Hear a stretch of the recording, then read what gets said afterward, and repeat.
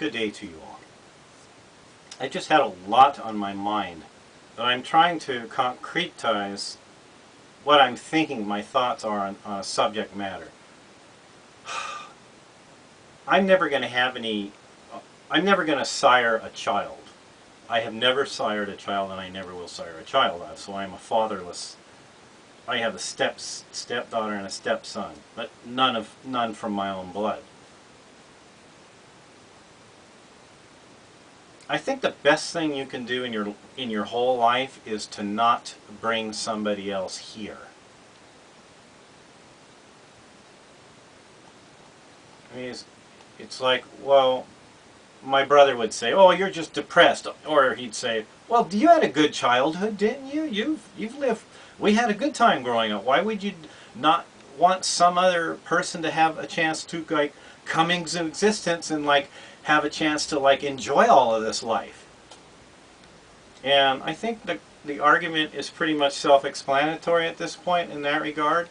Even though I've had a good life, I've had lots of experiences where I went to the beach and I had fun and I played sports and I ran and I was comfortable most of the time, well fed. I had lots of different stimulation as far as school and vacationing and that. I had a pretty good life, but generally most human beings have a pretty crappy life. But I think they have Stockholm syndrome about them having life being good, because I'm afraid if it would seem like they're afraid to admit that it's really not that good, because if they start really thinking about it, then that won't make them feel better. So most people want to feel good. They want to be happy. They want to not be bothered by there's been a nuclear bombs that have gone off on the earth. There's been wars. There's been famines. There's been violent upheavals. There's been terrible natural disasters. There's horrible diseases that have happened. People have been born deformed. There's been like all these things in nature, because nature is just not this good, happy thing. There's horrible things that happen in the natural world, as well as there's beautiful things. There's sunsets, but there's also horrible tidal waves and volcanoes, and there's plagues. So in general, life is not good for the majority of living things. And that analyzing everything scientifically, there is no reason for it to be here. There's no kind of there's no plan that it's following to try to get somewhere. So there's no growing to a place. There's no going there. There's no point A to point B. It's just sort of like a fire burning that's just burning here and burning there and burning there. Chemical fires that have come and gone, and changed and metamorphosized over time to become multicellular life forms that exhibit a consciousness. It imposes a terrible situation upon a living thing. You're having to live to sustain your body.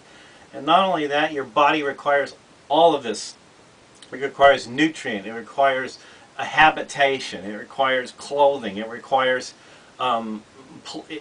it has to politically fit into its environment around it, so it has to put out to get back to it. In order to sustain itself, it has to keep exerting itself continuously, and it's sort of like you have to work to pay all these bills. You got your food you got to buy. You got to pay for a house, a place to live. You got to pay for a way to get to where you're living, to your job. You got to pay for insurance, because if you're going from this place you live to your job, you might hit somebody, so you need to insure that. And you have to have insurance for, like, if you get sick, then you can go to the doctor and pay for it. Then you got to have a light to read. You got to have heat to keep yourself warm. You got to have water to drink. You got to have a way to communicate with where you work and your doctors and your family if you live far from your family.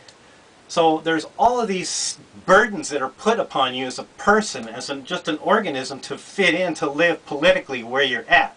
You just can't live free. You can't live and not have to work you can't live and never have to pay for what you have, because you exchange your talents, your time, your efforts for everyone else's, their time and their talents and their efforts to sustain you. So there has to be somebody that works on the power company to keep the lights on. There has to be somebody that works at the water company to keep the water flowing. There has to be a truck driver to get food to the grocery. You have to pay for the groceries so you can eat.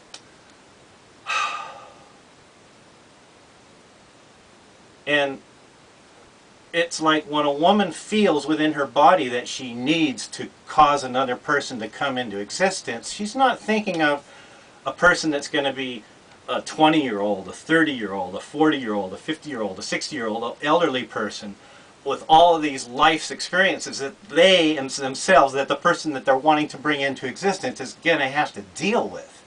They're only thinking of a baby and how they're going to have this loving baby that's going to nurture. They're going to be nurturing a baby and feeling a motherly experience from bringing a baby into existence.